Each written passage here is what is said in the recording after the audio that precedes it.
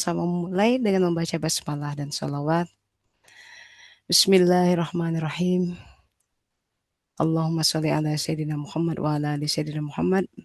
Alhamdulillah, ya, kita memasuki putaran 2 terakhir ya. Insya Allah nih bulan eh, akhir minggu bulan Juni. Nanti minggu depan kita akan adakan kelas kontemplasi terakhir. Setelah itu resmi ditutup Serambi Suluk online gelombang kedua ini. Eh, Sahabat-sahabat, saya rekomendasikan untuk ikut kelas mentor lain ya, untuk memperkaya khazanah pengetahuan Serambi Suluk yang ada. Terus jika ada rekomendasi untuk barangkali handai tolan, kenalan yang ingin mengikuti kelas Serambi Suluk saya, insya Allah akan dibuka di sekitar akhir Juli ya. Mau ikut lagi silahkan kalau nggak bosen. Ya baik. Um, Ya, bismillah ya. Kita sudah berapa nih, setahun lebih rasanya ya bersama-sama. Jadi Serambi Suluk ini materinya semua mentor memegang panduan ya.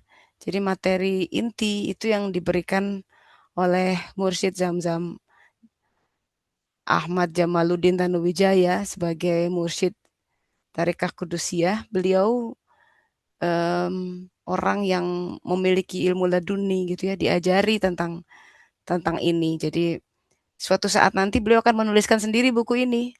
Judulnya Serambi Suluk yang belum selesai ya. Nanti akan menjadi khazanah yang melengkapi khazanah dunia tasawuf. Jadi Ibnu Athaillah punya Al-Hikam, Syekh Abdul Qadir punya gitu ya, ada. Jadi semua memperkaya. Di Serambi Suluk pun kita belajar dari seorang At-Tirmizi, Rumi, Abdul Qadir, semua bicara yang sama gitu ya, tentang bagaimana menapaki jalan kembali kepada Allah Ta'ala. Jadi esensi dari Serambi Suluk adalah taubat.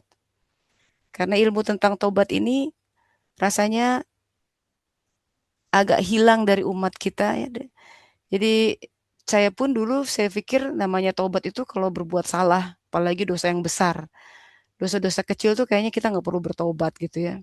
Udah merasa udah sholat, nggak korupsi, nggak apa gitu, tidak berzina, tapi kita lupa, kita sombong, kita bangga diri, kita tidak mengerjakan tugas secara hakiki sebagai hambanya ya, itu harus bertobat dari itu gitu. Karena kita diutus ke bumi ini, dilahirkan, didesain kehidupannya, semua takdir yang melingkupi kita, itu untuk sebuah tujuan agung. Nah itu kita lupa. Maka ketika membaca surat Al-A'raf 172 dengan pemahaman bahwa ya ampun, dulu tuh kita pernah diambil perjanjian gitu ya. And that mulai make sense gitu. Kenapa kita kok ada perasaan mencari ya gitu. Ada rasanya mencari sesuatu. Ingat orang tuh tidak mencari kecuali dia pernah menemukan, tapi kemudian hilang. Tidaklah seseorang punya a sense of belonging, rasa kangen kecuali pernah gitu ya bersama, pernah memiliki, pernah menggenggam, tapi kemudian hilang. Nah, rasa itu yang kayaknya ada rasa mencari gitu, kayaknya ada rasa haus gitu. Jadi ketika dalam perjalanan ada hal-hal lewat itu pengajian atau buku-buku yang kira-kira mulai memberikan rasa itu si jiwa tereksitasi, mulai bangun ini yang aku cari gitu. Maka rasa haus itu makin makin kuat gitu. Memang itu yang disebut oleh Rasulullah SAW salah satu tanda taubat, makin gemar gandrung akan ilmu. Ilmu yang membawa dia kepada sebuah pemahaman hakiki tentang kehidupan itu apa gitu. Nah biasanya seiring dengan pengalaman dan juga pengalaman banyak orang yang saya tahu, yang saya ngobrol langsung dengan orang itu, kekuatan pencarian itu akan seiring dengan ada fase dalam kehidupan kita di mana bumi kita dijungkir balikkan. Ada fase penghancuran.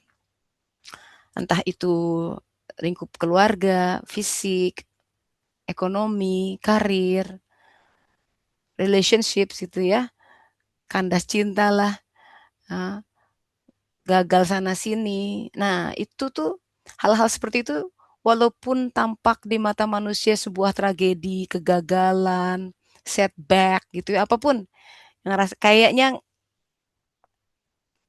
nggak bagus lah, tidak pantas untuk dimasukkan ke CV gitu ya, tapi dalam CV perjalanan spiritual itu sesuatu hal yang mengakselerasi kebangkitan jiwa. Yang kalau kita tidak dibegitukan takdirnya, itu nggak akan mencari Allah, nggak akan mencari jalan pulang karena terlanjur terlena oleh kehidupan. Kehidupan baik-baik aja kok gitu ya. Dan katanya tidak butuh cari Allah, tidak butuh cari jalan pulang. Boro-boro mau belajar agama ya. Wong yang ada sekarang aja udah sibuk gitu. Nah itulah fenomena korun di zaman Musa.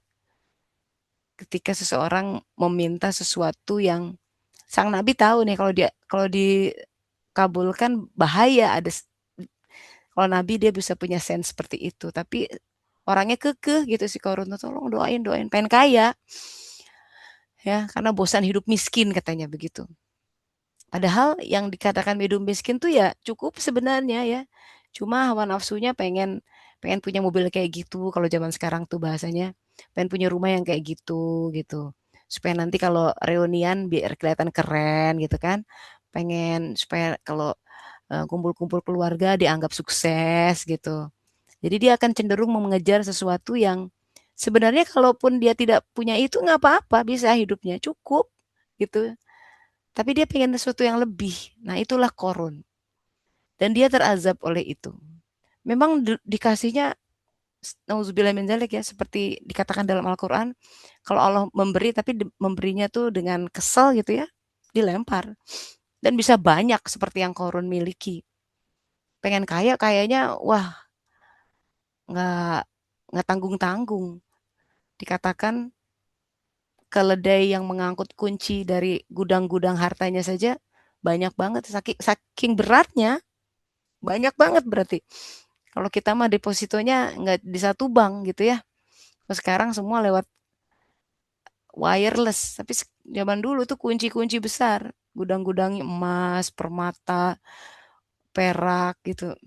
Ya, toh pada akhirnya itu semua mengubur dia gitu.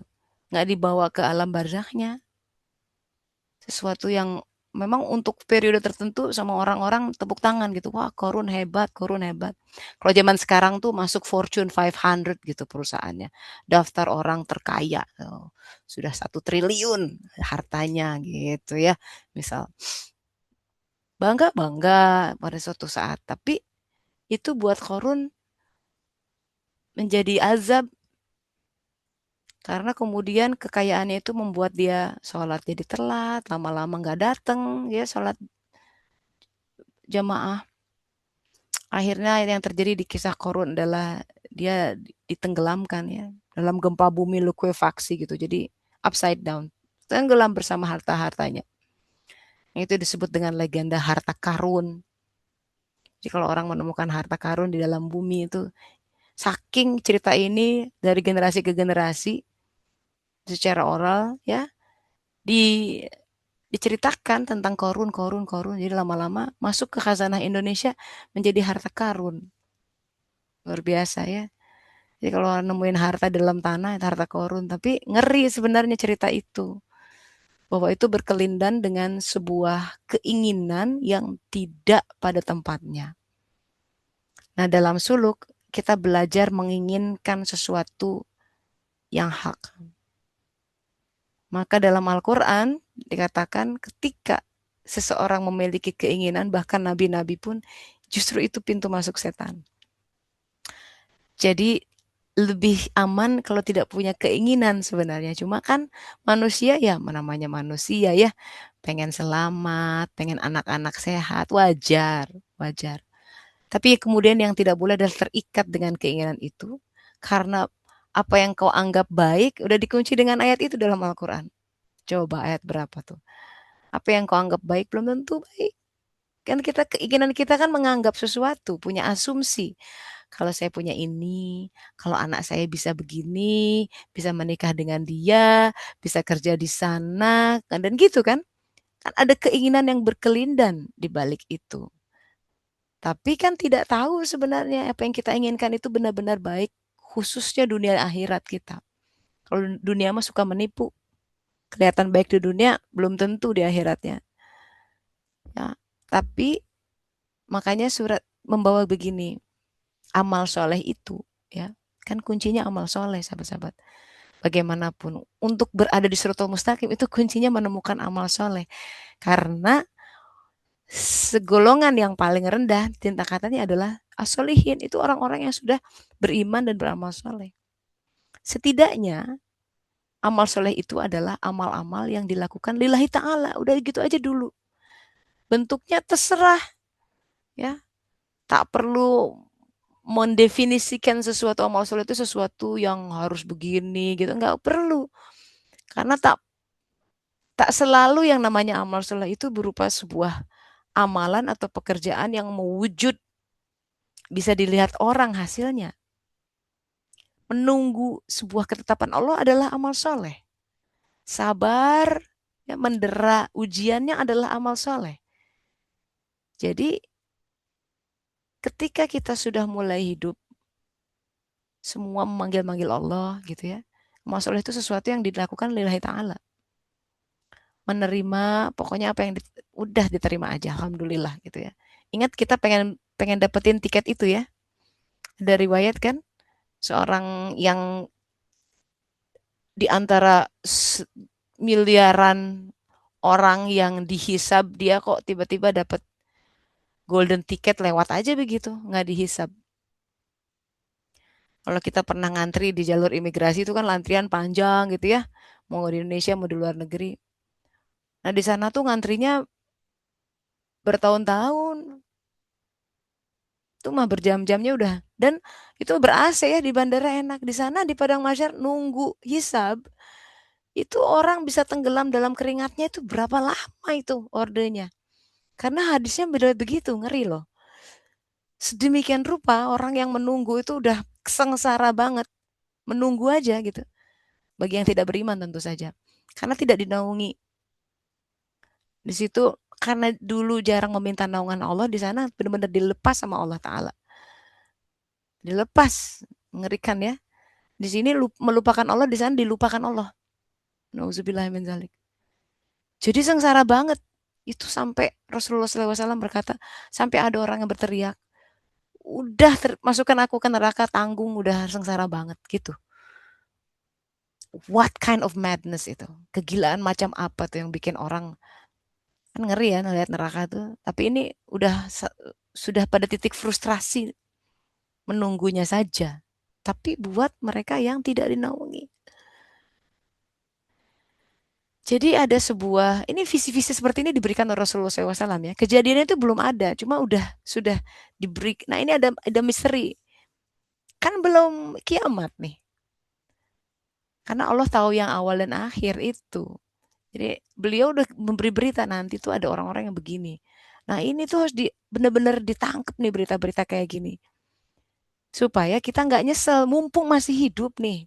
Ini kesempatan kita beramal soleh. Kalau sudah diambil nyawa, sudah selesai, udah tinggal udah diaudit, udah selesai, udah disubmit semua ke departemen audit, udah nggak bisa dikotak-atik, udah nggak bisa ditambah. Ya, SAIA yang ada udah terekam, sealed, masuk ke amplop, nggak bisa dibuka, udah tinggal dibuka oleh komite. Sekarang kesempatan, kalau masih ada SAIA, tobat, tobat, tobat, tobat. Minta Allah hapuskan tuh, putihkan. Istighfar, banyak-banyak istighfar. Gitu. Ya, karena kita pengen dapat golden ticket itu, ya, supaya jadi amal soleh nih. Apapun yang Allah berikan, takdirkan, kuasakan, timpakan, terima. Supaya kita bisa jadi orang yang kata Allah, aku malu untuk menghisabnya. Karena selama di dunia dia menerima apapun ya, treatmentnya, ya, perlakuannya, kadarnya, takdirnya, diterima dengan sukacita. Ya Allah, aku terima, alhamdulillah. Nggak pernah ngeluh,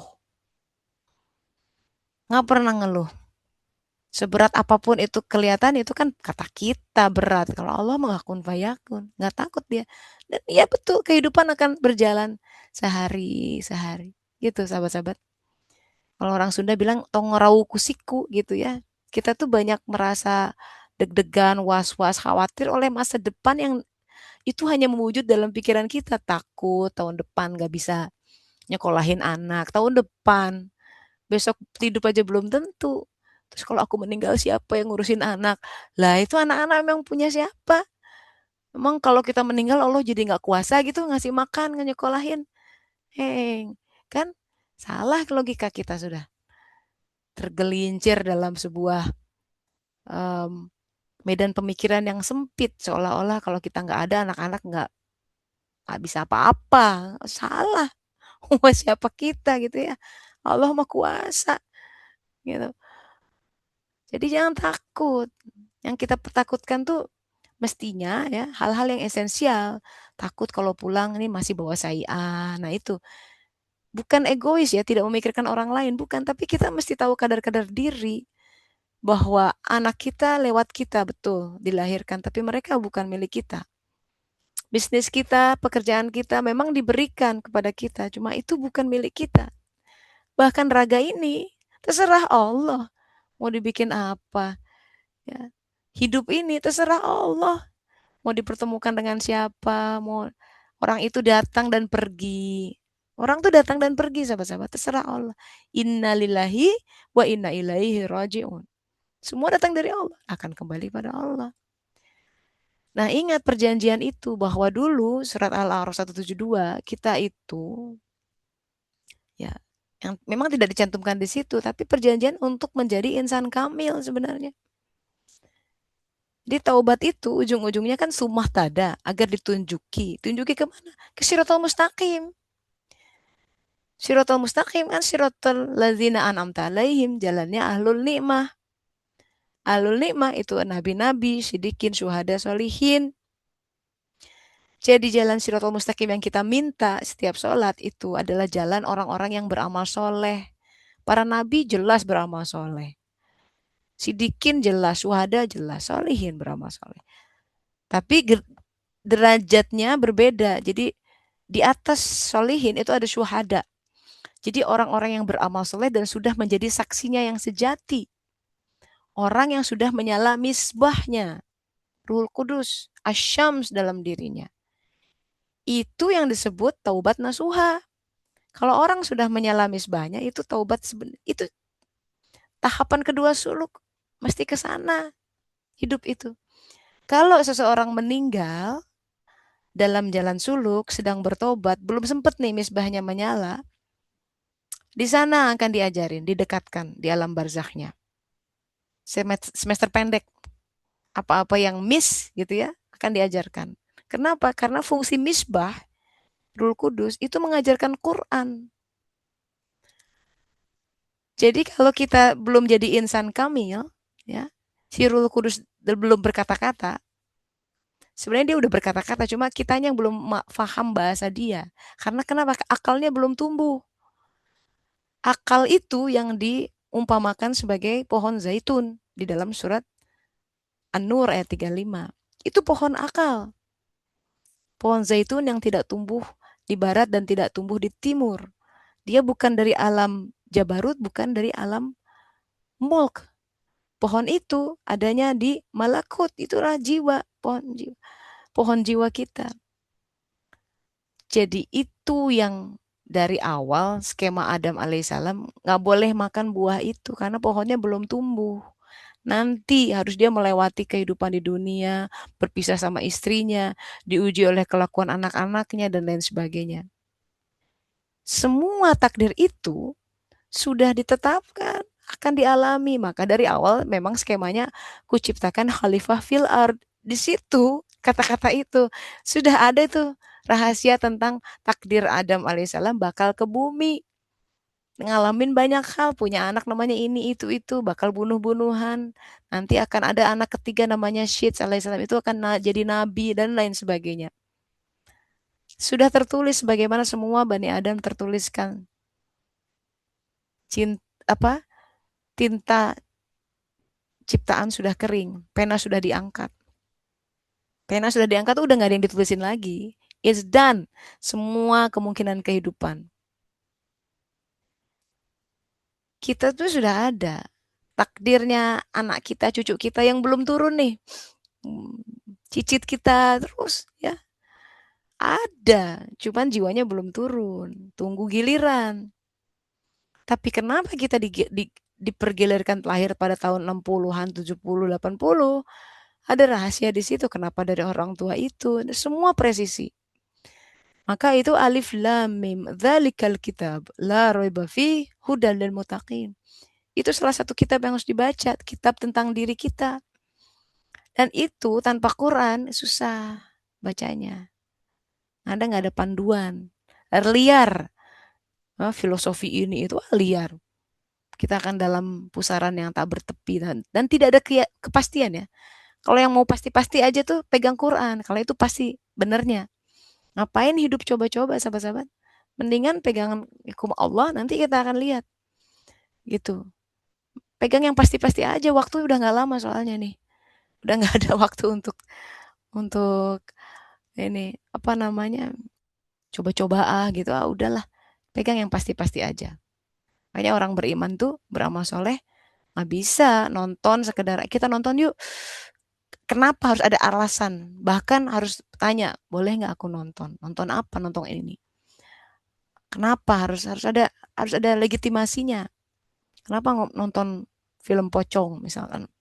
Ada pelajaran nggak gitu? Penting nggak buat suluk kita? Kenapa ikut reunian itu? Kenapa ikut ngopi-ngopi di sana? Itu semua harus ada legitimasi dari Allah Ta'ala ya. Itu baru itu orang beriman dan amal soleh. Karena dia selalu ingin melakukan sesuatu itu ada Allahnya. Lillahi ta'ala tuh kan begitu, pengen ada Allahnya. Jadi kadang-kadang dia menunggu tuh, kalau rasanya Allah belum kasih tuh, enggak berani. Ini saya dapat dapat tawaran undangan temen di sebuah kota di Perancis. Udah ada nih, kesempatan ada ya, kemampuan ada temen di sini yang udah aku nyetirin deh gitu, pakai mobilku aja, ada tuh ya. Udah tinggal tanggal berapa kita terima gitu. Dia juga yang di Belanda nunggu nih, tanggal berapa kita pergi gitu. Tapi kok nggak ada nih keinginan, nggak dikasih, nggak ada beneran, nggak ada push gitu. Yuk pergi ke sana. Walaupun last minute kemarin di Zurich last minute tuh kadang-kadang nggak pergi tapi last minute datang. Nah itu di keseharian tuh bener-bener. Kadang-kadang kalau kalau nggak ada keinginan kita belajar yang halus ya. Jujur gitu. Nggak diingin-inginkan. Kalau nggak ada keinginan kita harus cukup punya keberanian untuk bilang aku nggak datang deh gitu. Udah last minute nih. Nggak ada keinginan, nggak ada gerak gitu. Kalau ruh tuh, yuk sana, nggak ada semangat juga. Udah pada kemampuan ada, kesempatan mau kapanpun silakan. Mau weekend ini bisa tinggal teks pergi kita. Tapi nggak ada keinginan. Jangan, mendingan tunggu. Karena kalau Allah kasih, kalau itu bersama Allah, tiga itu komplit sepaket. Itu pun ya, kalau keinginan ada, harus diuji. Sampai last minute, sholat dulu hajat, sholat dulu istikharah, begitu. Begitu adab orang beriman tuh begitu. Nggak sekali walaupun dibuka sekali langsung loncat tuh nggak begitu. Itu kata Rasulullah ya. Ada ciri-ciri orang. Dia kalau dia mengaku aku tidak mencintai dunia. Biasa-biasa aja. Tapi begitu sodoran jelas ya tawarannya jelas tinggal tanda tangan ya. Ini kerjaannya jelas nih 3 kali lipat proyeknya pasti bonusnya langsung di depan 300 juta. Kalau langsung lompat dengan hal-hal yang tampaknya jelas dan nggak konsultasi dulu sama Allah Ta'ala, nggak bilang tunggu ya, saya istikharah dulu, tunggu ya, saya pikir-pikir dulu gitu. Langsung lompat, nah itu sebenarnya cinta dunia gitu. Di situ ada adab yang terdobrak, yang dilanggar. Kenapa? Kita nggak ngomong dulu sama Allah Ta'ala. Boleh nggak ya Allah? Minta izin dulu. Nggak boleh begitu kalau orang beriman. Nah, suluk tuh membangun adab. Pertama, kita banyak-banyak zikir, ya, connect hati sama Allah Ta'ala, apapun yang dilakukan, zikir, tanya. Bahkan ikhwal garam pun bertanya gitu ya. Mau pakai baju apa tanya, ya Allah yang baik yang mana. Mau makan apa, mau masak apa, ya, mau ngambil buah yang mana tuh di pasar, mau belok kanan atau kiri, ngambil rute mana tuh nanya. Itu yang kemudian koneksi itu yang dibangun. Kalau kita biasa connect sama Allah Ta'ala, dia akan merespon. Keadaan di alam barzah dan mahsyar nanti yang tadi kita takutkan, itu dibentuk oleh keseharian kita di sini. Kalau kita biasa kontak sama Allah Ta'ala, dia akan kontak kita di sana. Di saat semua orang panik di alam sana ya. Bayangkan, nauzubillah, kegalauan macam apa tuh, kedahsyatan, panikan macam apa. Dikatakan oleh Rasulullah SAW, seorang ibu bisa menelantarkan bayinya, itu nggak kebayang. Kita di Mekah aja banyak begitu, bayi ya anak kita dipegang, digenggam erat-erat, takut hilang. Di sana saking paniknya, lepas anaknya dia saking paniknya dengan keselamatan diri sendiri. What kind of madness gitu. Jadi itu adalah hari genting. Nah, orang-orang yang biasa berdialog, munajat sama Allah Ta'ala, Allah sentuh dia. Orang-orang yang tidak melupakan Allah di sini, tidak dilupakan di sana. Di sana orang teriak-teriak Allah, Allah, Allah. Ah, kata Allah. Baru sekarang dia ini dibiarkan. Allah ada di Al-Qur'annya tidak memandang mereka gitu, Pak. Nauzubillah. Mereka tidak pernah memandang Allah di sini. Mereka menuai apa yang mereka tanam sendiri. Bukan berarti Allah tegaan ya. Tapi itu perwujudan dari sesuatu yang mereka bangun jadi sini. Jadi ada kunci-kunci dalam menjalani kehidupan ini setiap harinya, sahabat-sahabat, jangan salah. Kita tengah membangun kehidupan yang ada di alam barzah dan di akhirat sana. Karena kondisi kehidupan kita di alam barzah, keadaan kita di padang mahsyar, ya, keadaan kita di alam akhirat nanti ditentukan dengan bagaimana kita menyikapi kehidupan dunia. Jadi kalau kita lihat, wow, dahsyat banget. Kehidupan yang sepenggal ini sangat menentukan kehidupan-kehidupan di alam berikutnya. Kehidupan yang kita pontang-panting ini loh. Gimana ya susah gini. Nah makanya berserah diri. Dan segala sesuatu bakal sulit kok kalau nggak disertai oleh Allah. Tapi teh susah. Iya iyalah semua tuh susah. Semua tuh nggak mungkin kalau tanpa Allah. Kuncinya memang kembali ke Allah. Taubat tuh begitu. Balikan ke Allah. Biarkan dia yang bekerja. But we have to trust enough gitu. Kayak kita makan ragu-ragu ya, mohon juga. Emang bisa gitu Allah? Nggak ngomong sih gitu, cuman hatinya Allah tahu apa yang dalam hatinya. Mungkin nggak bilang ragu-ragu ya, cuman bisa kurang ya gitu. Takut tuh udah keraguan akan jaminannya. Cemas itu sudah keraguan. Memang nggak ngomong, saya ragu nih Allah bisa ngasih rezeki nggak? Nggak ngomong begitu, tapi dia cemas. Bisa nggak ya? Itu ragu sebenarnya. Maka kembali lagi tuh, la raiba fi, tidak ada keraguan buat orang bertakwa mah. Enak ya orang kalau hidupnya nggak ragu. Tenang dia. Orangnya lihatnya, kok kamu tenang begitu? Seperti Nabi Isa tuh, yang ada di dalam kapal, kapalnya wah kena gelombang badai. Semua orang wah takut. Kalau kita mah sekarang badai ekonomi gitu ya. Wah ini semua serba mahal. Ya, itu badai tuh. Kapalnya lagi digempa badai.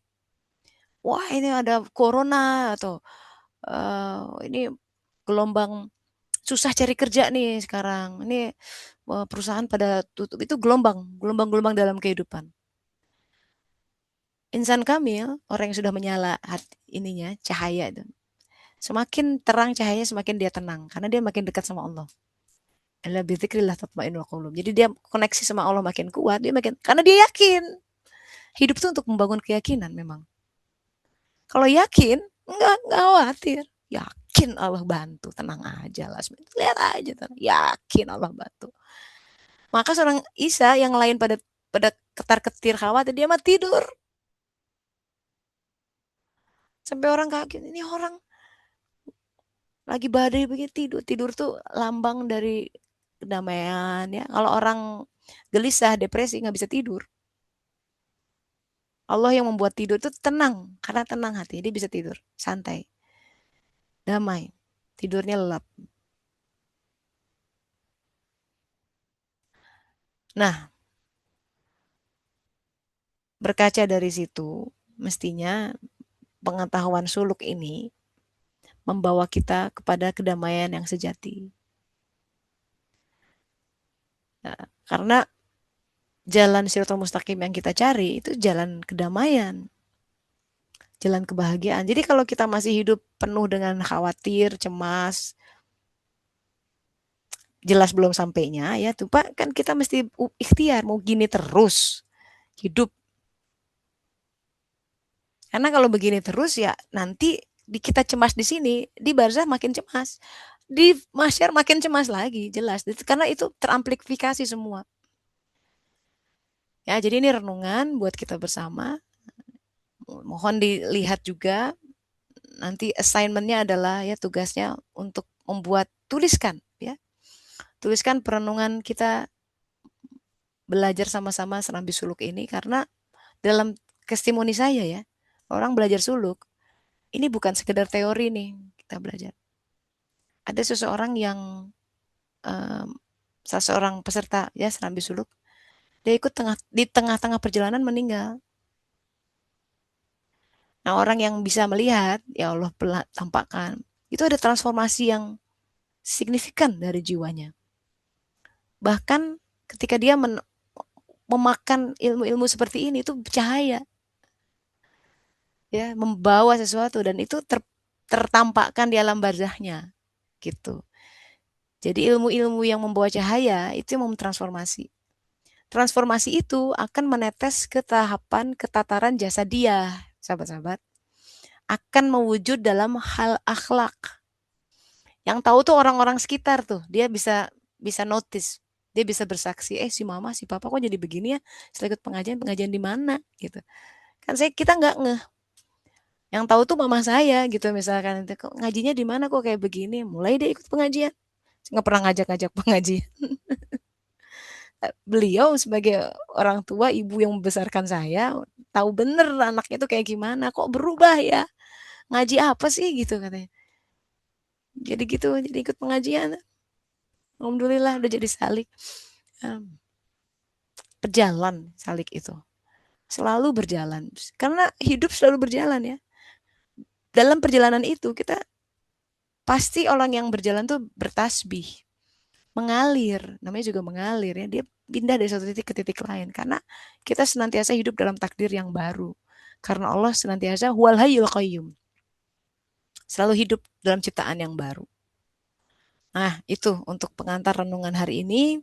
Silahkan barangkali ada yang ingin bertanya nih sebelum kita tutup fase hari ini dan insya Allah minggu depan terakhir ya untuk membahas renungan setahun lebih berjalan ya menapaki Serambi Suluk gitu. Apa yang berubah? Apa yang apa yang apa yang signifikan ya, ya tertransformasi dan lain sebagainya. Please share gitu ya, tuliskan itu untuk minggu depan. Tapi untuk hari ini barangkali ada yang mau bertanya tentang materi dan lain sebagainya atau kelanjutan dan lain sebagainya, silakan. Saya buka sesi tanya jawab. Jika ada yang ingin bertanya, silakan.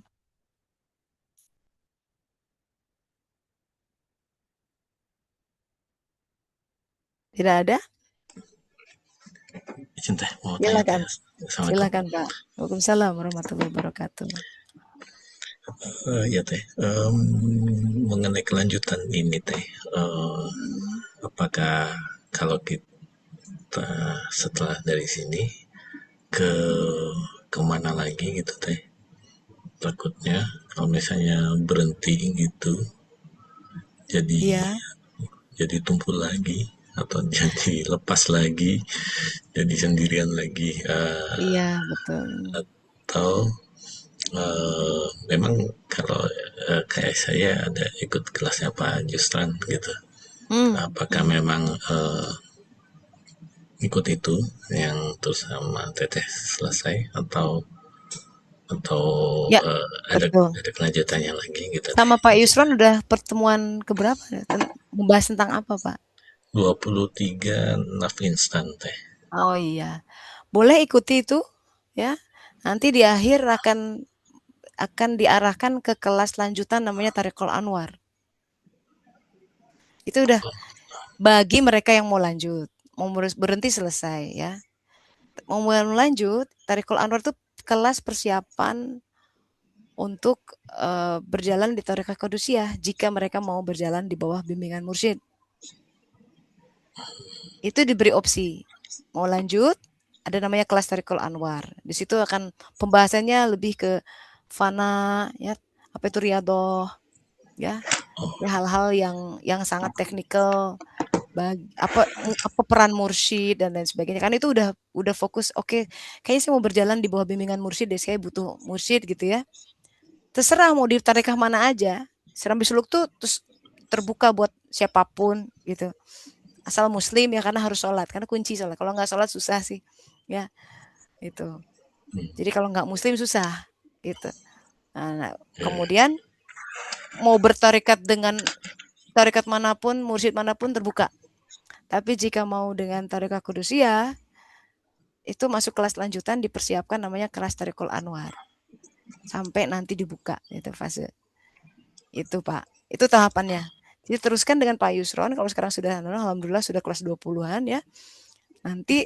eh, selesai materi akan ditawarkan ya bisa atau menawarkan diri misalkan inisiatif gitu Pak saya mau lanjut kelas Tarikul Anwar atau misalkan kapan kelas Tarikul Anwar dibuka saya mau ikut gitu walaupun misalkan belum ada ya itu bisa dimohonkan bisa walaupun tidak harus sampai terakhir misalkan bisa Pak sudah ada beberapa kasus seperti itu ya bahkan Serambi Oh, Suluknya hanya sebulan 2 bulan langsung Tarikul Anwar ada itu oh, ada memang oh, kalau sudah siap kalau sudah tidak ada keraguan karena kuncinya tidak ada keraguan pada mursyidnya sudah yakin ya oh. udah Bismillah.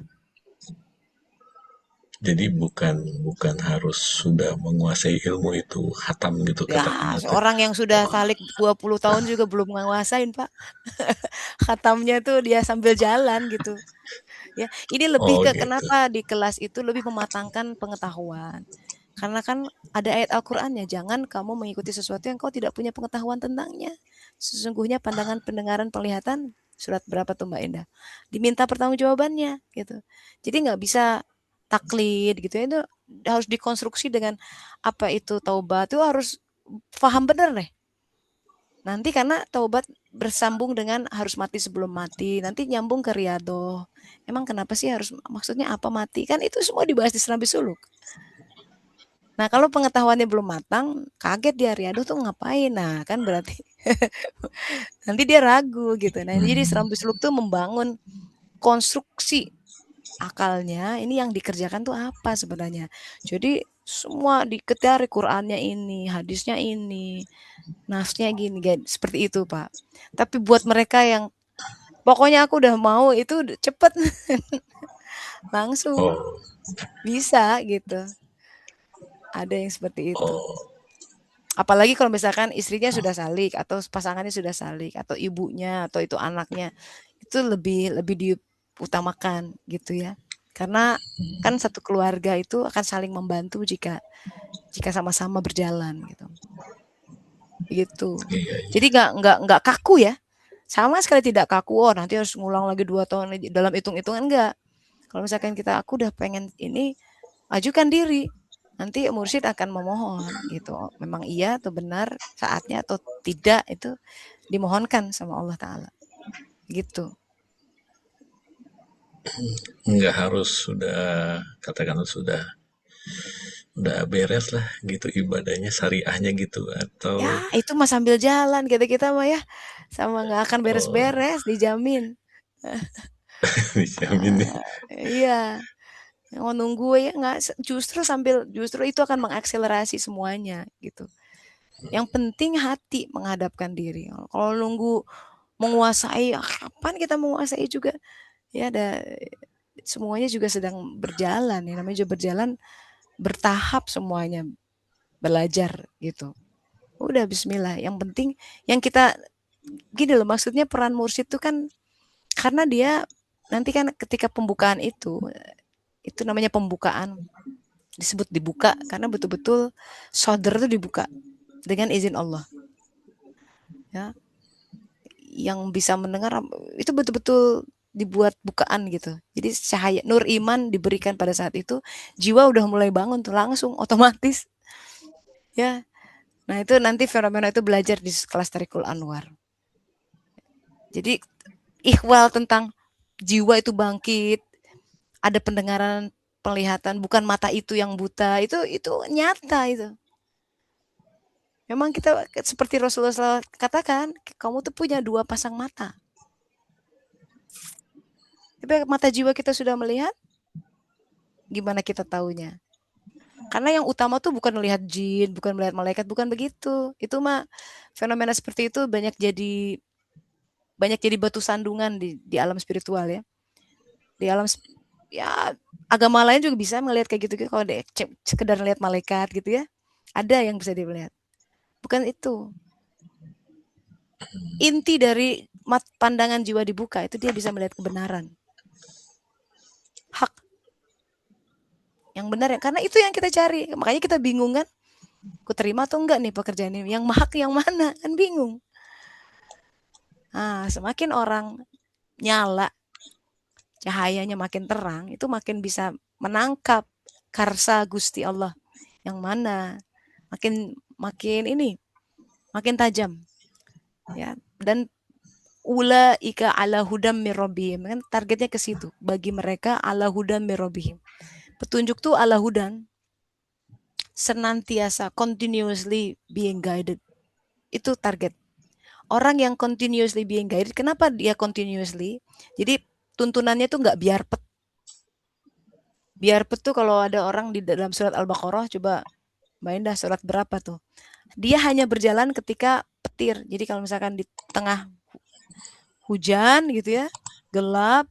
Kalau gelap dia nggak berjalan. Begitu ada petir, ada cahaya tuh, jalan dikit. Gelap lagi berhenti. Nah itu biar pet, namanya petunjuk yang biar pet. Kadang keterima petunjuknya, kadang enggak.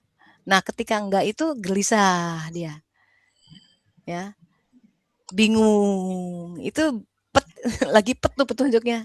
Kalau Allah udah merobi itu continuously. Kenapa dia continue? Misbahnya udah nyala. Ada waziron min ahli. Rabbis rohli sodri wa yassir li amri wa hlul uqdatan min lisan wa yafqahu qali wa ala waziron. Waja'alna waziron min ahli itu tuh wazir, orang yang berkata-kata. Itu yang kata hadis Rasulullah itu tentang Siratul Mustaqim, dua penyeru. Penyerunya Al-Qur'an ada di gerbang dan penyeru yang sepanjang jalan itu waziron min ahli itu. Ruhul Kudus. Dia tuh berkata-kata. Jadi kalau saya tanya orang, apa sih kalau udah bertemu diri gimana rasanya? Itu kayak ada yang berbisik, itu dari kiri tuh. Khas, kenapa kiri? Karena dia kiri itu lambang dunia. Karena dia akan mengajari hal-hal yang terkait dengan dunia kita. Lawang kita lagi hidup di dunia kok. Yang kita butuh tuh kan petunjuk praktis tuh sebenarnya. Bener nggak? Aku harus berhenti enggak, ganti pekerjaan enggak.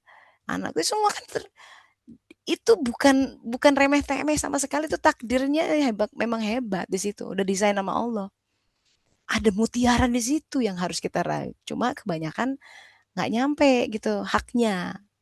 Orang yang bisa membaca itu namanya ulil albab. Kalau orang sudah ulil albab, sudah makhluk tahaza batila, udah semuanya hak. Dan dia ditunjuki. Dia tahu yang mana yang hak. Gitu. Nah, suluk tuh lama-kelamaan akan tertunjuki. Karena di dalam suluk kita biasa fenomena meminta petunjuk. Gitu. Kalau ini akal dipakai ya. Cuma akal tuh dia punya punya batas. Kita udah biasa, coba mohon dulu gitu. mohon. Itu meminta petunjuk, itu biasa dalam salik, bukan hal yang aneh. Ketika ketika akal masih bingung gitu, oh sebentar, berhenti dulu, mohon. Datang nanti petunjuknya, itu ditunjuki dalam hal-hal everyday life gitu. Dan itu indah ya. Kita tahu, oh iya, ada Allah yang bergerak gitu. Itulah doa Rasulullah SAW, ya Allah jangan kau serahkan diriku pada diriku walaupun sekejap mata. Jadi dia nggak mau milih sendiri, pengen dipilihin sama Allah. Dia nggak mau bergerak sendiri, pengen bergerak bersama Allah. Ya, dia nggak mau ngambil keputusan sendiri, pengen diputuskan sama Allah Ta'ala. Apa yang diambil, apa yang dia. Nah, hidup tuh damai bersama Allah. Allah bizikrillah tatmainul qulub, karena hati itu hanya dengan kalau dia membersamai kita tenang. Selain Allah itu tenangnya tenang-tenangan, hanya berjangka waktu sesaat, datang pergi gitu. Begitu perginya kita gelisah gitu kan. Itu ketika Allah lagi tidak ada. Nah, Baitullah itu hati kita mestinya Allah bertajali. Ya, tajali itu ditandai dengan misbahnya menyala. Itu namanya orang yang sudah menjadi ahlul bait dalam hakiki. Jadi namanya ahlul bait tidak sekedar keturunan Rasulullah. Kita pun bisa jadi ahlul bait, pemilik rumah, jadi ahlul bait. Orang-orang yang baitnya sudah menyala gitu. Ya itu. Walau alam. Jadi tahapannya demikian, Pak. Silahkan um, ikuti kelas-kelas yang mentor-mentor lain adakan. Kalau sudah ada, alhamdulillah, ikutin terus. Tapi kapan-kapan ngobrol aja gitu. Kapan ada kelas Tarikul Anwar, kalau memang ingin ingin diproses gitu ya, bisa nanti dimohonkan. Begitu Pak Asmawi. Ah, iya teh, baik teh. Iya, Iya, jadi terima gitu kasih teh. supaya nggak tanggung misalkan ini, supaya nggak lepas gitu ya. Ya memang ada, bisa lanjut, ada kelas-kelas lanjutan gitu. Bismillah ya, semoga Allah membimbing. Iya, karena kalau nggak ada sama sekali, kayaknya itu, hmm, ya tadi teteh bilang kalau nggak ada penyeru, mau jalannya kemana? Kan kalau kita sih, hmm, mata ditutup gitu lah, mata hati masih ketutup, kan yang mengerikan sekali ya teh. Sangat, nauzubillah, betul Itu mengerikan. gimana gitu maksudnya, Gimana kan jalan semua matanya asumsi kan, ketutup. ini bener enggak gitu ya, semua asumsi gitu. Duh, nanti kalau kita buta di sana gimana gitu kan. Makanya kita bener-bener lah, pertaruhan terakhir ini last etape terakhir dalam kehidupan kita, pokoknya pengen bersih. Tiap hari mintanya husnul khotimah, ya Allah, husnul khotimah. Pokoknya aku pulang nggak bawa sayi'ah, itu udah alhamdulillah banget. Jadi pulang tuh ya, pulang dipanggil malaikat maut datang, nggak deg-degan kita karena udah siap, udah mempersiapkan diri dari sekarang, siapinnya dari sekarang. Jangan kagetan. Begitu malaikat maut datang, kan bisa mendadak tuh. Lagi tidur, dipanggil. Yang lain nggak tahu kan. Lagi nyetir, ketabrak. Lagi jalan pun di pinggir jalan ketabrak bisa. Ya, kalau nggak siap, deg-degan. Maka ada orang yang meninggalnya membelalak gitu. Ngeri kan. Oh, aku nggak siap. Oh, nggak bisa. Udah. It's too late. Sudah banyak datang peringatan kau tidak nggak bersiap-siap. Nah, jangan begitu. Saya dari sekarang siapkan kain kafan ya. Dalam arti gini loh. Mentalitas tuh udah siap, harus siap. Kalau aku hari ini terakhir, ya Allah tolong husnul khotimah. Udah siap-siap. Harus beres, beres-beres. Hati itu pengen bersih. Nah, kalau sudah begitu, takdir apapun yang dia alirkan, hadapi saja karena itu pasti mensucikan. Ya, mau orang nyebelin kayak gimana, hadapi. Panas, hadapi. Sakit, jalanin. Kurang, ada, udah jalanin aja. Sambil bilang lebay, Allahumma lebay. Kurang. Nggak usah gelisah gimana ya gimana. Udah, biarin kita dalam genggaman Allah, tenang aja. Ya, anak-anak dalam genggaman Allah, tenang, tenang, tenang. Zikir banyak-banyak. Tenang. Ya, kita tuh gelisah tuh karena ragu, jelas.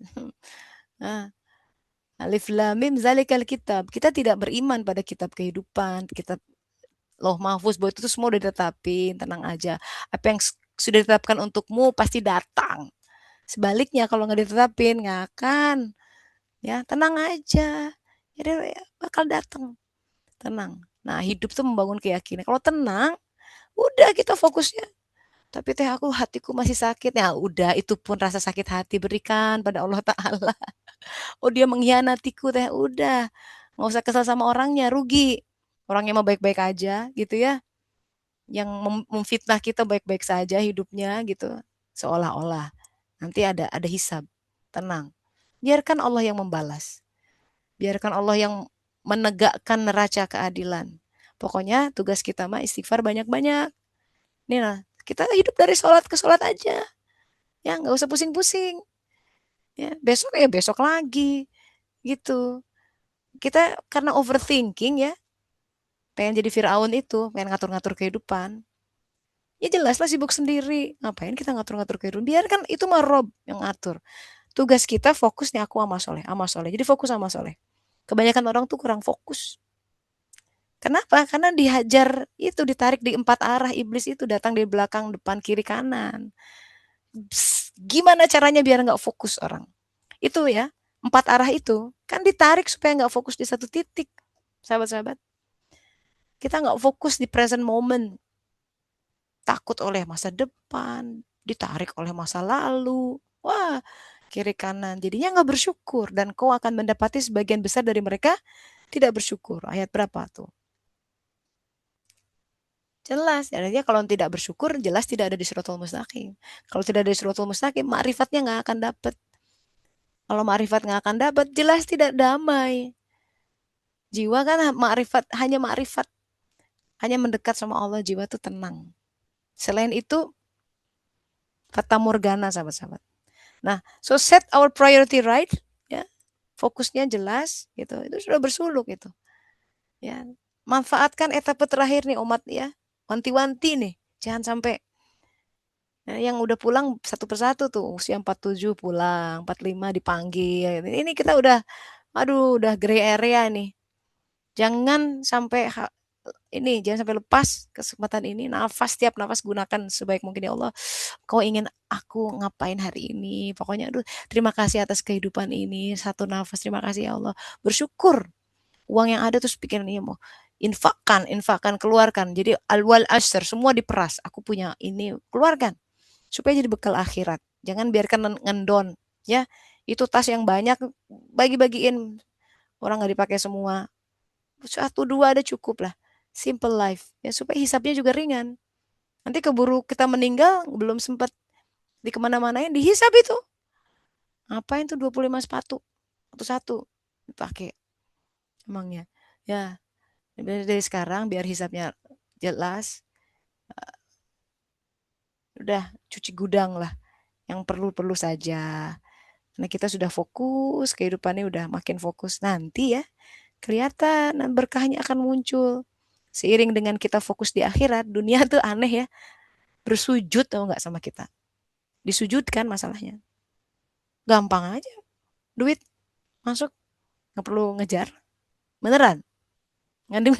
Dunia tuh disujudkan sahabat-sahabat. Karena itu simbol dulu malaikat muqarrabun disujudkan sama Adam alaihissalam.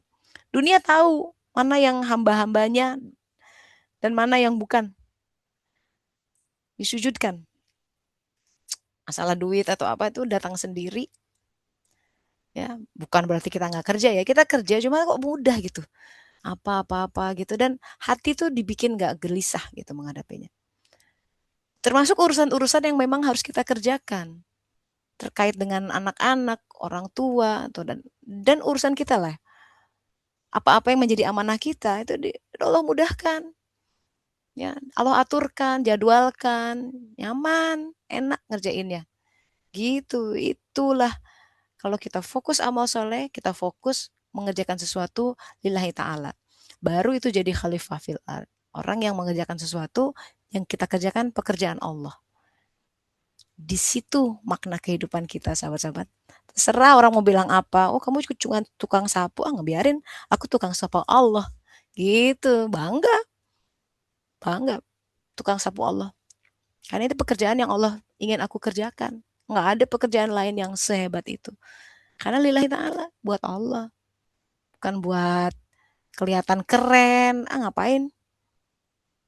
Misalnya lagi nerjemahin kitab Kibra Nagasnya. Kitab lama, tapi tentang petuah-petuah Sulaiman alaihissalam. Situ dikatakan, kata Sulaiman, apa gunanya kekayaan jika tidak takut Allah? Ya. Ulama itu orang yang takut Allah. Coba surat berapa tuh Mbak Endah? Itu khasya Allah. Orang yang berilmu.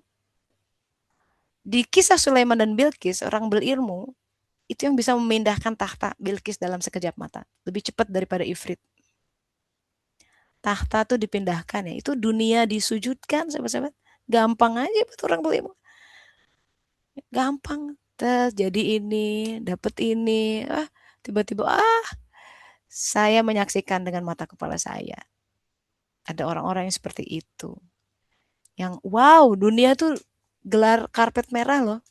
Dunia ya. Tiba-tiba tol dibangun buat dia. Apa hubungannya dia? Buat mengerjakan amarnya. Tiba-tiba ada kereta cepat Bandung-Jakarta. Orang tuh mudah aja pada saatnya. Gitu. Seperti random, it's not random things. Kita tuh jadi, oh, dimudahkan ya gitu. Dimudahkan. Semua. Jadi nggak ada kejadian kehidupan yang random buat hamba Allah bumi disujudkan. Maka tugas kita bukan menyembah bumi ya, ngapa salah atuh. Ngejar dunia, lepas akhirat nauzubillah min dzalik. Tugas kita sujud jadi hamba yang sejati, yang lain disujudin. Gitu. Iya tuh. Al-Fatir kata Mbak Ina, alhamdulillah tuh ya. Gitu, ada lagi yang lain sahabat-sahabat? Terima kasih Pak Asmawi ya, semoga membantu. Semoga Allah membimbing terus perjalanannya, terus sampai akhir. Ya, tahapan suluk. Satu, kedua, semua jalanin. Amin, insya Allah. Amin. Ya Allah. Terima Wah, kasih Teh atas doanya terima Teh. kasih. Tuh, innama yakhshallah min ibadi ulama. Jadi ulama yang sebenarnya itu yang yakhsha Allah, takut Allah. Dalam Alkitab dikatakan fear of God is the beginning of knowledge. Jadi Allah kan ngajarin sama orang. Takut sama Allah tuh indah ya. Saya pikir dulu takut sama Allah tuh karena kita personifikasi dia. Karena kalau saya takut sama guru saya mengerikan. Tapi takut sama Allah tuh jadi cinta gitu loh. Karena aku takut kehilangan dia. Aku takut dia nggak senyumnya berkurang gitu ya. Aku takut. Nah itu takut yang seperti itu tuh indah. Takut salah langkah. Takut mencederai perasaannya. Takut kalau ya saya ngambil keputusan ternyata ya itu tadi yang kita anggap baik belum tentu baik. Jadi takut salah milih gitu. Jadi dia menunggu, menunggu, menunggu. Dan ada hal yang indah dalam menunggu. Dulu saya sangat tidak suka menunggu, sekarang sudah alhamdulillah ada yang indah di sana ya. Baik sahabat-sahabat, ada lagi? Silakan. Tuh lagi mungkin ada yang ingin. Ya, Mbak Iya, Yuni silakan. iya Teh. Teh mau bertanya kan tadi sama Teteh kan pokoknya pengen melaksanakan kehendak Allah kayak gitu tidak punya itu ya Teh. Iya. Itu kan di prakteknya di sehari-hari itu kita tuh pasti selalu harus apa ada yang dipilih gitu kan Mm, selalu bertanya sama Allah. Saya baiknya bagaimana pilih yang mana melakukan apa gitu. Nah, ya. cara kita tahu bahwa kita sudah bertanya, terus kita tahu pilihan kita itu sesuai dengan kehendak Allah, bukan keinginan kita itu eh, indikasinya atau cara kita tahu itu kehendak Allah itu bagaimana ya, Teh? Nah, seiring dengan cahaya di hati bertambah, semakin jelas itu. Kalau burem itu kayak seperti gini, kita masuk ke ruangan ya, gelap, nggak tahu kan ada benda apa saja dalam ruangan itu. Sama, saudara kita tuh gelap gitu, milih yang mana gelap, semua hanya ya mencoba melogikakan semua mungkin ini mungkin, tapi belum tentu. Jiwa tahu kan, dia masih masih asumsi menduga-duga. Maka suluk itu perjalanan minaz zulumati ilan nur. Yang namanya insan kamil itu kan sampai cahayanya terang di dalam hati sampai ada sumber cahaya api itu ya. Gimana kita tahu? Seiring dengan kita makin terang hati, makin bersih, makin jelas. Itu pun ya dalam perjalanannya suka salah membacanya, maka butuh pemandu. Mursyid itu orang yang memandu, rosyada ke jalan yang lurus, ke jalan yang benar. Kadang kita salah ini, saya melihat begini-begini, saya apakah benar harus saya begini-begini? Nanti dia akan, oh enggak, kamu gini-gini, nah gitu. Karena ada kemungkinan salah membacanya. Namanya juga belajar ya, belajar baca. Itulah fungsi seorang pemandu.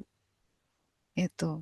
Ada buku Bawa Muhayyadin yang terjemahkan oleh Mas Heri Mardian tuh, guru sejati dan muridnya. Itu recommended untuk dibaca. Jadi fungsi mursyid itu apa sih? Mursyid pembantu gitu ya. Tentu mursyid yang hakiki adalah Allah Ta'ala. Cuma adalah sangat membantu punya mursyid dalam bentuk orang, manusia yang bisa berkata-kata dalam bahasa kita gitu. Yang bisa kita teks, WhatsApp gitu ya. Karena bahasa Allah tuh kadang kita nggak susah untuk menangkapnya kalau ya halus soalnya. Ya, begitu Mbak Yuni. Nanti akan kerasa mana yang makin bercahaya, makin bersih. Jadi kuncinya istighfar banyak-banyak memang. Diasah tuh cermin hati tuh. Shoulder harus bersih, nggak ada keraguan pada Allah, nggak ada cemas ke dalam kehidupan, nggak ada mengeluh. Makin begitu, makin sabar, makin syukur, tawakal, ya, makin jelas itu. Mana yang ini Allah tuh nunjukin kemana gitu. Sesimpel tadi lah, saya kasih contoh. Itu kan keseharian, ya. Saya dapat undangan datang ke Prancis. Yang dari Belanda udah siap. Sok, udah nih udah siap nih tinggal eksekusi. Saya tinggal kirim SMS sekarang. Akhir pekannya jadi tuh semua. Yang satu siap menerima, yang satu siap nganterin. Tapi kok hati nggak ngasih ya gitu.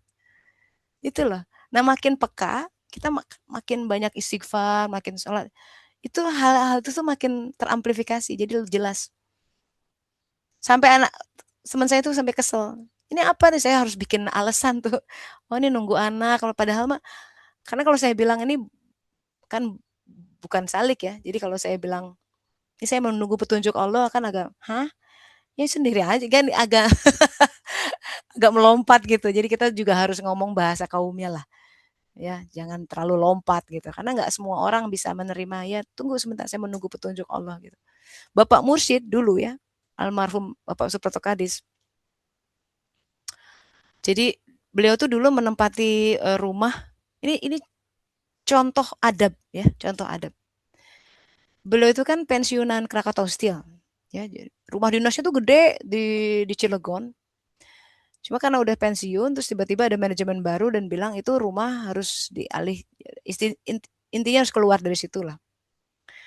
Nah kemudian keluarga dan murid-muridnya itu udah ya udah beli aja rumah. Ada rumah cukup besar, ya, udah mau tanda tangan tuh, harganya 1 M. Pemiliknya sudah senang ya mau dibeli, semua udah cocok. Anak-anak sudah ini udah cocok lah buat bapak gitu.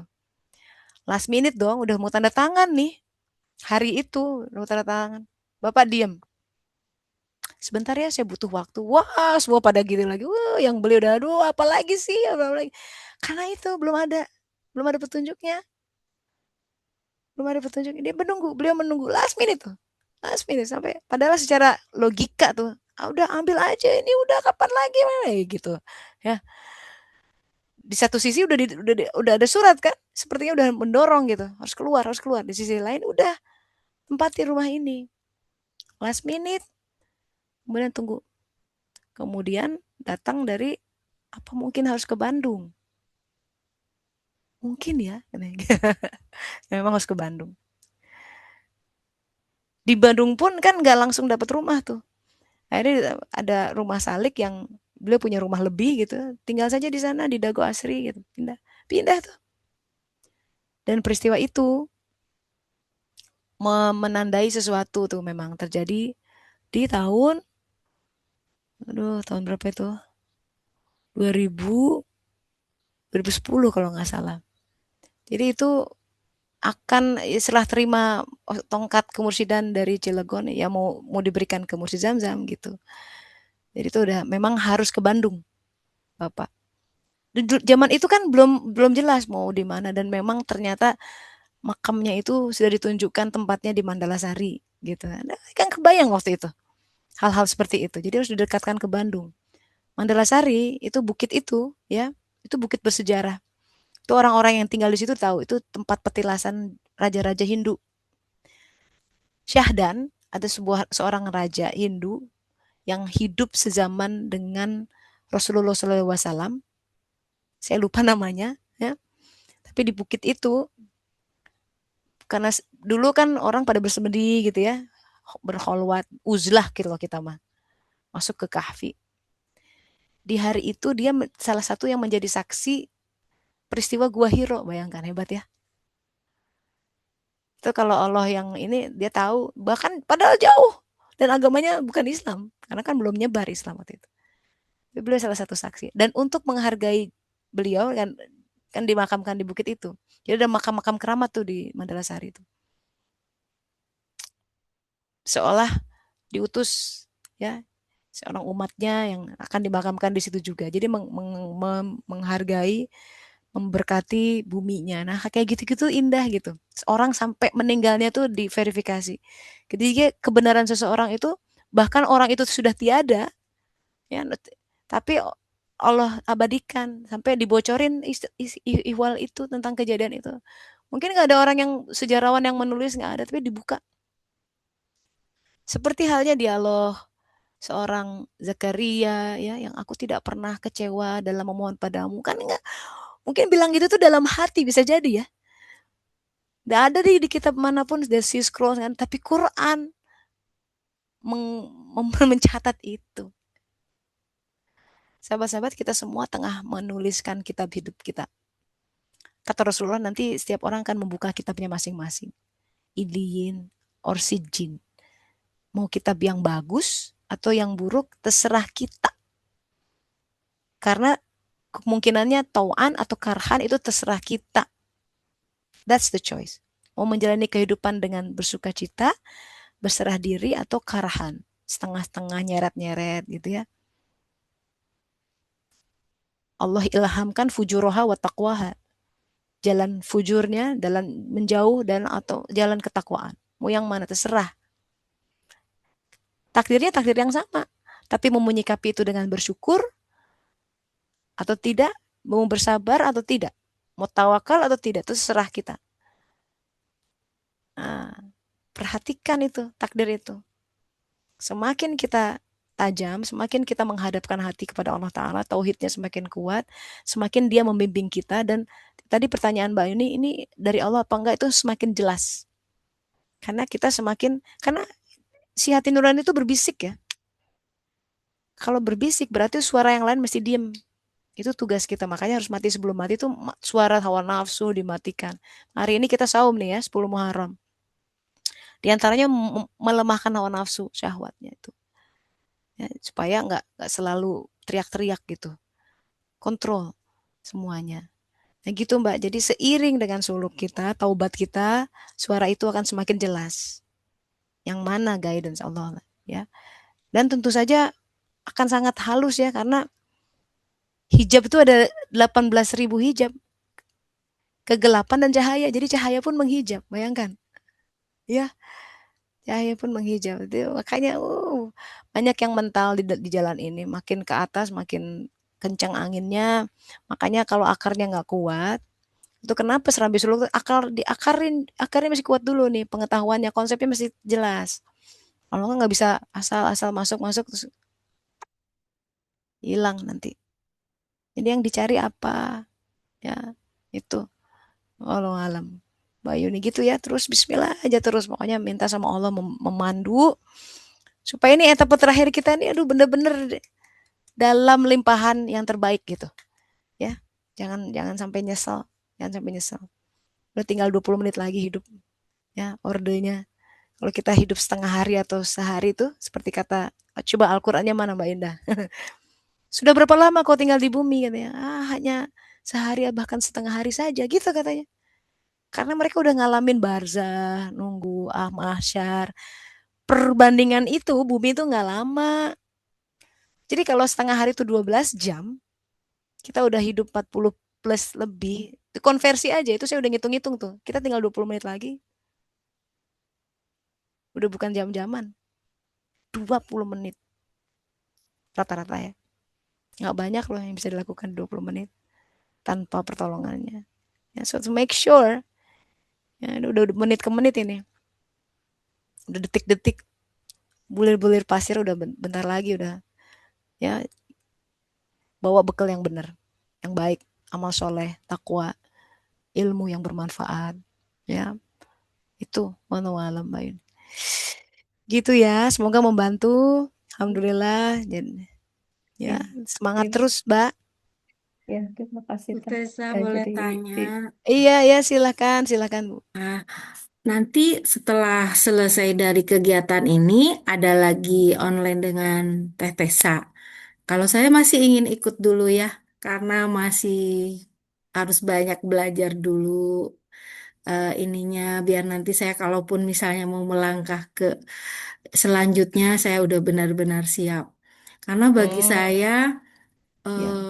apa ya, ini tuh seperti dicas gitu ya. Setiap minggu ikut ini meskipun saya di tengah kesibukan yang luar biasa, tapi saya masih menyempatkan gitu masih karena bagi saya ini sangat sangat penting sekali. Dan bagi saya tuh nggak ada membosankan juga gitu, meskipun misalnya ngulang lagi. Kan saya juga ikut online yang lain ya dengan Hmm. Pak Nasluddin Oh, Makassar bagus. tuh, Sudah iya. pertemuan berapa tuh, Pak Pak Ke Nasluddin? 22 Oh sekarang ke ya, dua puluh kira-kira tiga Jumat sama-sama Pak besok, itu. iya. Dan itu juga Materinya apa, Bu? sekarang ini sedang membahas tentang ini, struktur cahaya, struktur insan, Ah, itu insan jasad, ya. jiwa, ruh, kayak gitu. Iya. Nah, Iya. seperti itu. Boleh Oh, nggak nanti ikut lagi aja, ikut lagi yang onlinenya Tetesa gitu? ya boleh, silakan Ya. kalau nggak bosen mah. Nggak ada bosannya, malah, Silahkan. Nanti nanti nanti saya mm-mm, masukkan nanti WhatsApp grup yang ada kita lebur sudah iya, delete.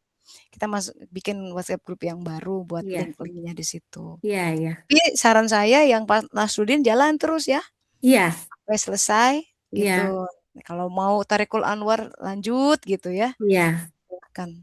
Thorikel Anwarnya memang ada yang online, Teh. Enggak Hmm, kan?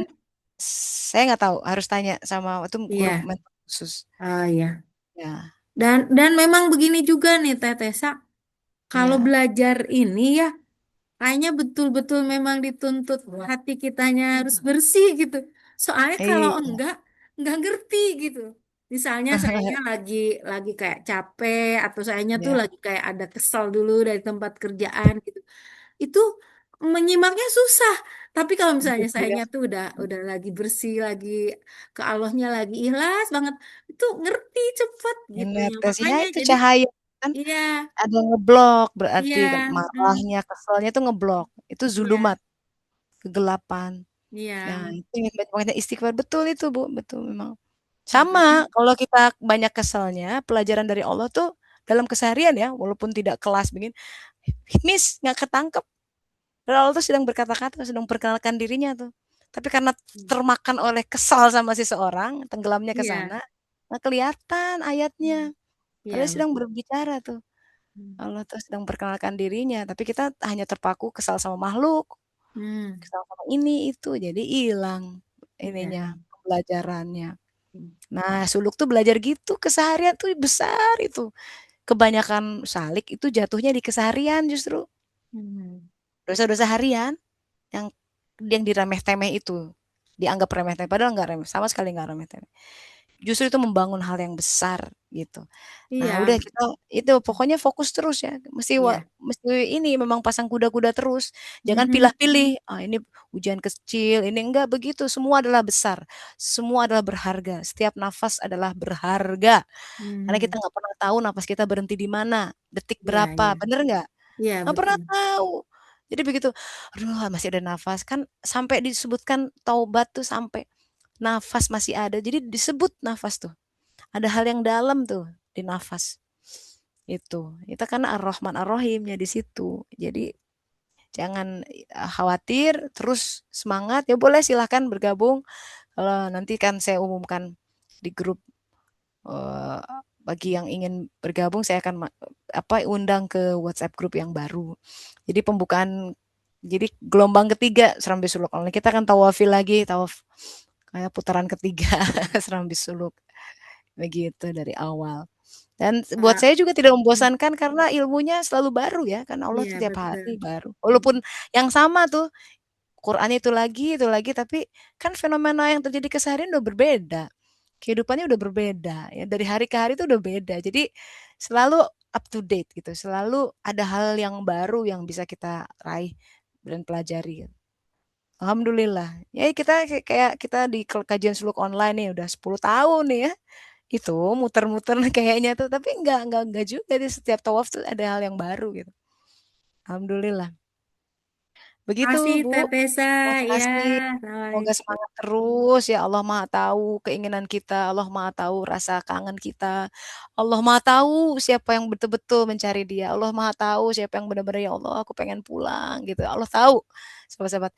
Nah, kita berhadapan dengan Allah yang tahu isi hati kita. Jadi jangan takut ya. Niatnya pokoknya jaga niat lillahi ta'ala.